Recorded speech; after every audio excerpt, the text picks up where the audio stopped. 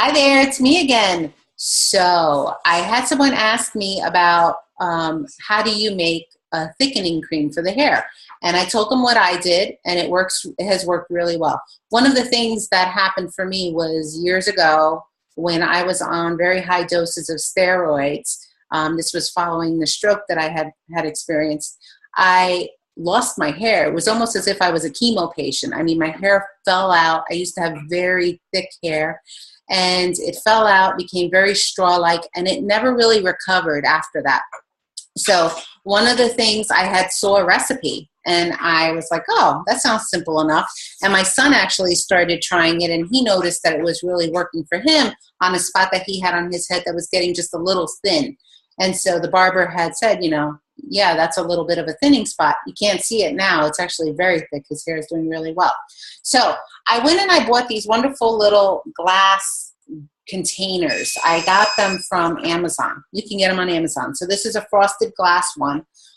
Some people will say, aren't you supposed to put essential oils in either amber or cobalt colored glasses, tinted glass, like the regular bottles are? You'll notice that they're never clear. Well, the difference here is that this is a pure essential oil in here. The difference with what I'm creating is that this is diluted. It's actually in organic coconut oil. So I just told you what my first recipe, my first portion of the recipe is, coconut oil. So I go to the grocery store and I buy organic coconut oil. And I will tell you right now, I'm not going to open this up because where I was sitting is warm and this has now liquefied. But normally it's thick. At room temperature, it's usually pretty thick and it's like a cream. So what I did was, this is not a big size. I think it's probably what do you think, 2 ounces or so in there?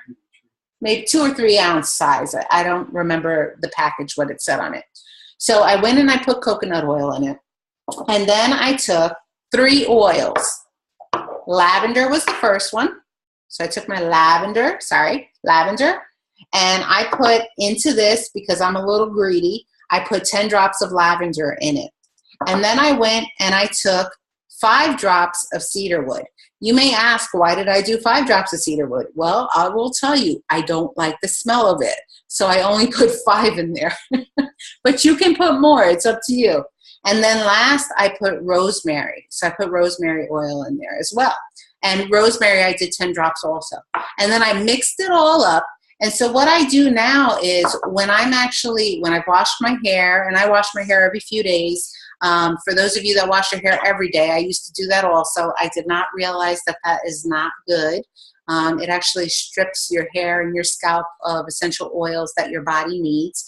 And so when I wash my hair, which is usually like every 3rd day, I will go and take just a smidget of it on my hand. I rub my hands together to get it liquefied, and then I rub it right into my scalp. So here's an added bonus to this. First of all, you will notice that your hair does become thicker. So it's not like you're going to feel super greasy. You do not want to pour it onto your hair. You basically want to take maybe a half a teaspoon to a teaspoon size and get it rubbed up in your hand and liquefied, and then you just rub it into the scalp.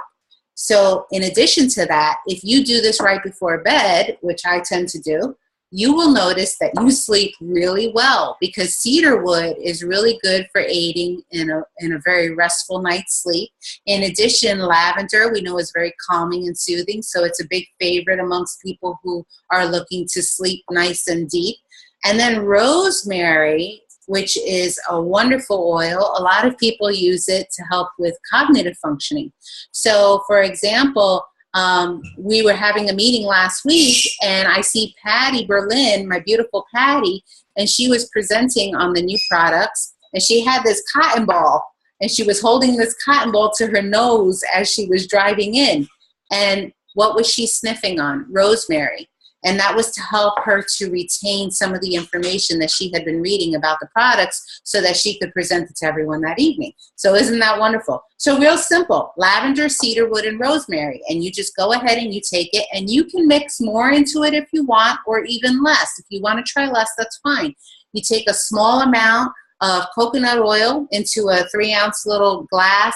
I prefer glass. You can use a high-grade plastic, like a pharmaceutical-grade plastic, but for me, my preference is glass. And you can go ahead and mix it up. Then you can store it right on your counter. It's on my bathroom counter. And I just go, I come out of the shower after I've washed my hair. I take a little bit, rub it into my hands, like I said, massage away. I'll usually let my hair dry a little bit, climb into bed, and I sleep fantastically. I have had people ask me, you know, does that stain your sheets? Does it stain your pillowcase? Because now that you have that coconut oil. First of all, the essential oils, no, they won't. Some carrier oils will stain sheets. However, I have not had that issue with the coconut oil. So I just wanted to share that also. And I think that's about it. So that's your tip for today on how you can actually help to promote healthy and thick hair. Have a great day, everybody.